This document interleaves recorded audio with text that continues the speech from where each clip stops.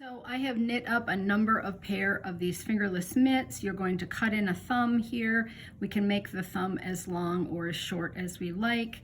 You also will be able to measure from the thumb gusset to the top of your mitt to see how long you want those to be, as well as how long you would like them to go up on the wrist. So I have a plain tonal pair here. I have a self-striping pair with just a little tiny thumb on it.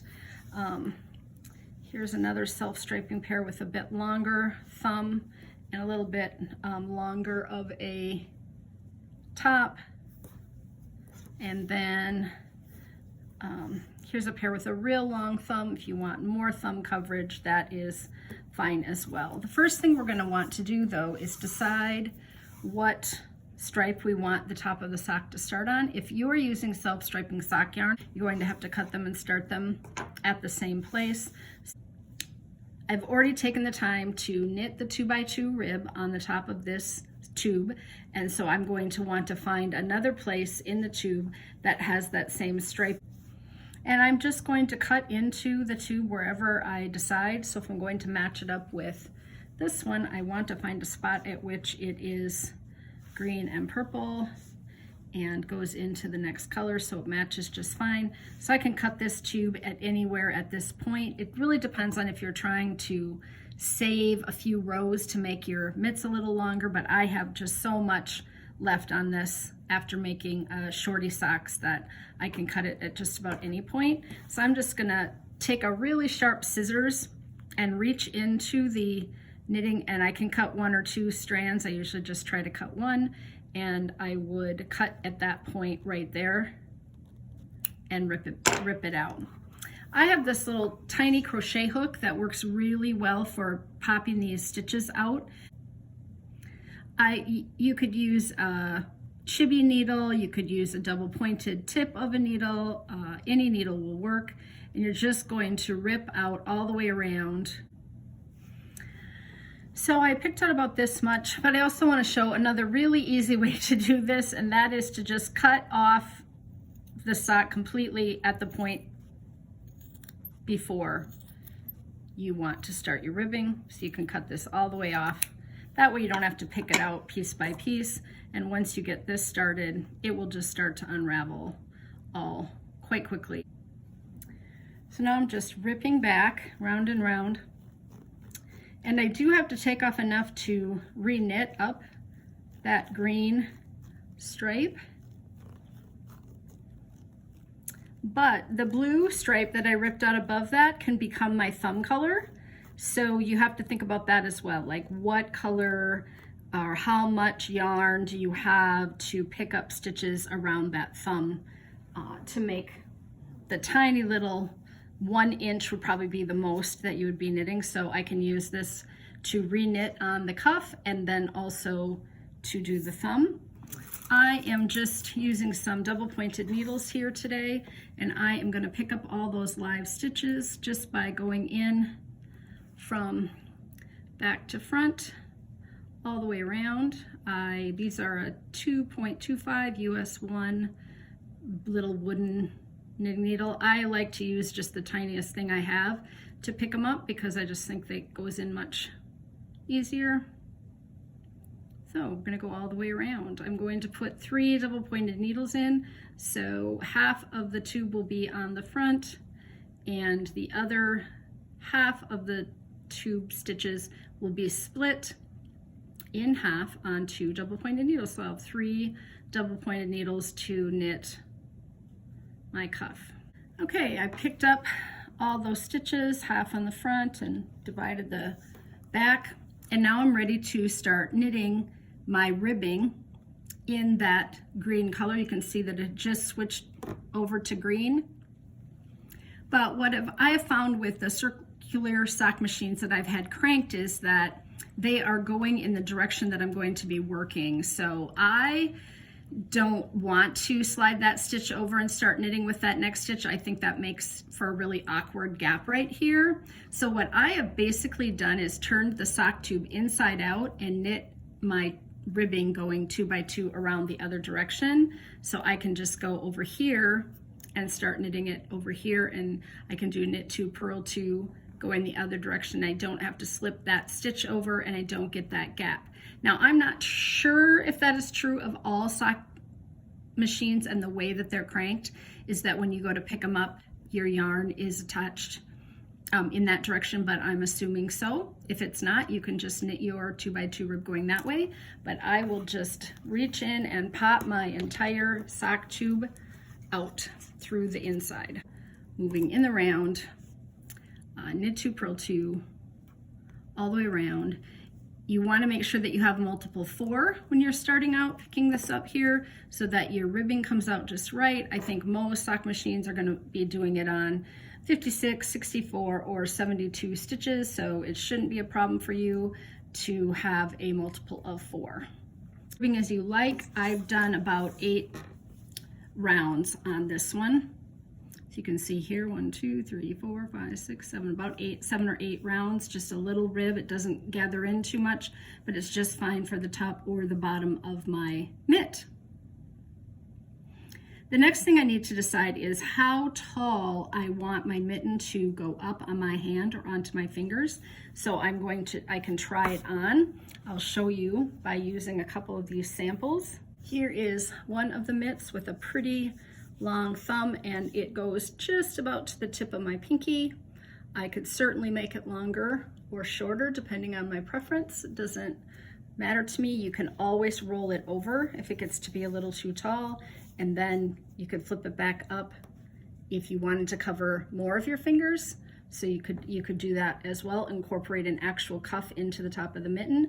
I have given you the number of rows that I use on mine in the pattern so that you would know exactly how many rows to cut your thumb in at. Another mitten where it comes up a little taller than that, and so it covers more of the mitten. However, if I really want to, I can zhuzh it down on my hand a little bit, and I can make it fit, and I can have a little bit of wrinkle here so that my fingers are exposed if I need to be using fingers for anything.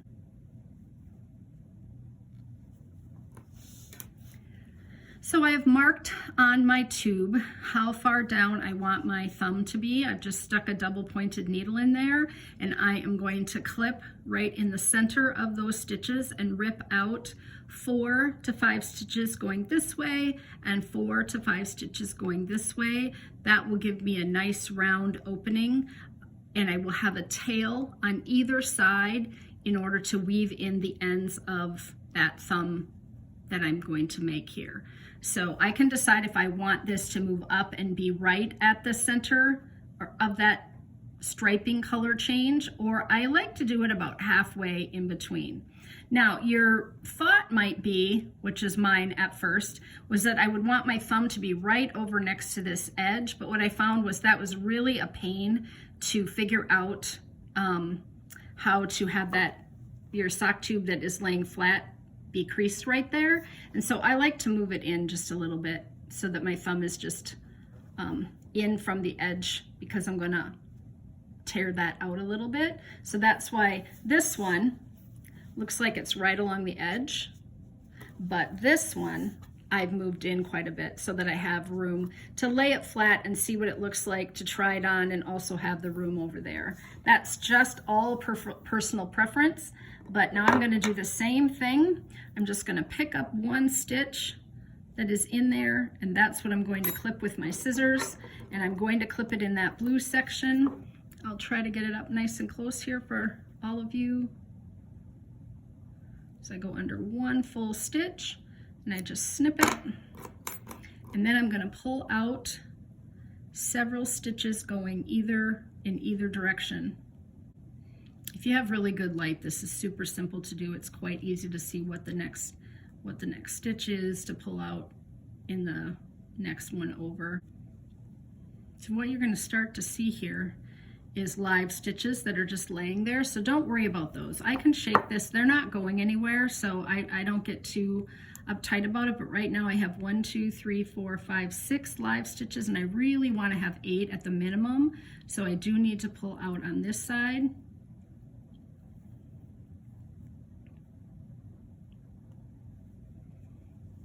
Two more. So I have a live stitch up there, and then a live stitch over here, and then on the bottom I want to have the same number. So I'm just going to pick these up. Let's pick up the bottom first. So going in from the back again, just like I did on that cuff. Those little ends kind of get in the way of you seeing, but they're not hurting anything.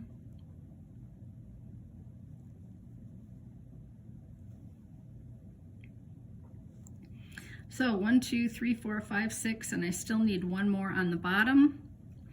And I can pick it up right here. And I can have that one coming out of it, or I can pull that one through so that it's not coming out of that stitch. If I leave it in that stitch, it's not going to hurt anything, but it's going to be harder to get into that stitch, but it will help close up that hole, that little gap on the other side. So I'm going to turn it upside down. Tuck those tails out of the way a little bit.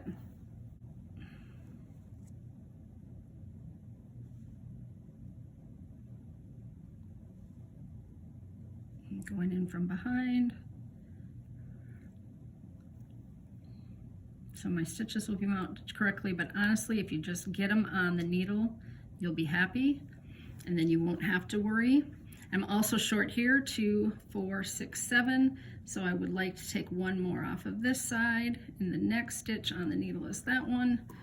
And so I'm going to take one more there and then pull out that stitch that was still attached right here.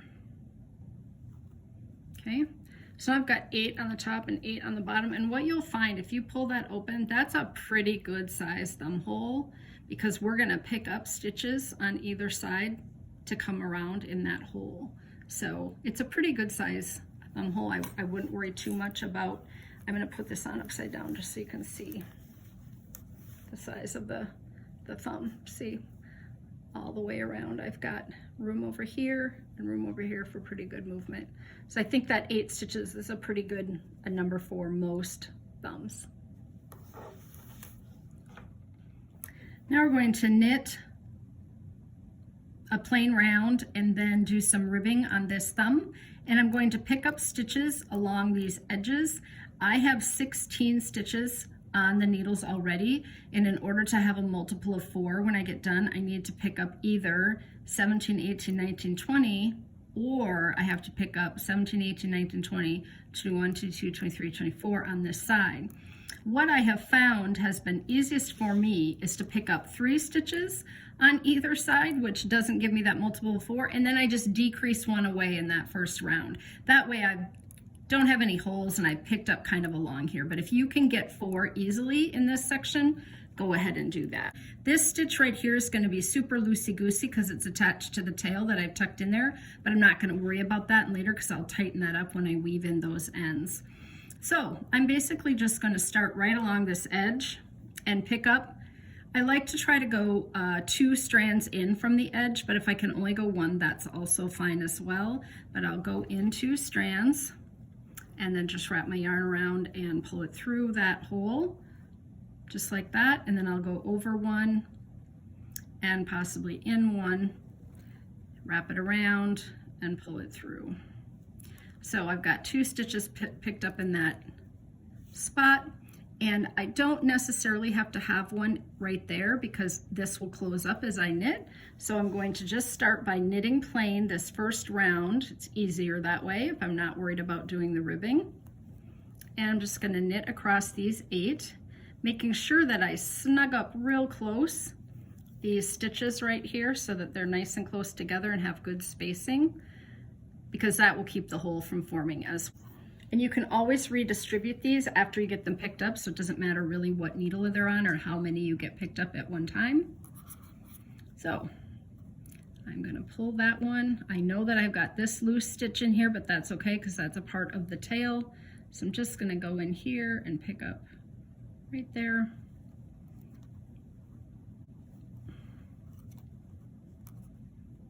There's 1. Then I'll go up here. 2, go here.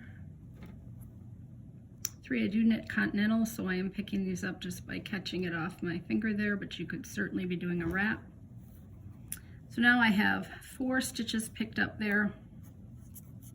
And I'm ready to go to the top of that thumb gusset, but I have a pretty big gap right here. I'm not super happy with that. So maybe I should go back, pick that up a little bit closer to the edge so it wouldn't be quite so far in. So there, and about there, a little better. So I have 4 stitches picked up across the gusset now, and then I'm going to knit across these 8 stitches on the top, and like I said, pull tight on those first few so that they're nice and close together, so I can kind of see what I have going on. And you can do this also if you're doing magic loop. Just have your loop adjustment happen here. So I've got 2 picked up, 8, 4, and 8.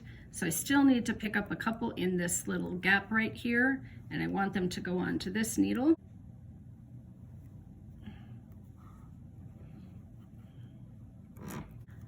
So now I'm going to work my first round in knit 2, purl 2 ribbing all the way around, and I'm going to decrease away any stitch that will cause me not to have a multiple of 4. So just count your stitches right now and see what you've got there. So I have finished knitting 2, purling 2 around, and I'm just going to continue to do that in a circle round and round until I have anywhere from 1/4 inch to 1 inch of fabric, and then bind off loosely. Then I will have 4 tails to weave in there, and you can make that as long as you want. The beauty is you can try it on as you go, put your thumb through the hole, see how much of your thumb you want to cover. You could cover it all the way up and make almost a 2-inch cuff on that. I like it about 1 inch. I like it to kind of come up to the knuckle, and that seems to work well for me and my fingerless mitts.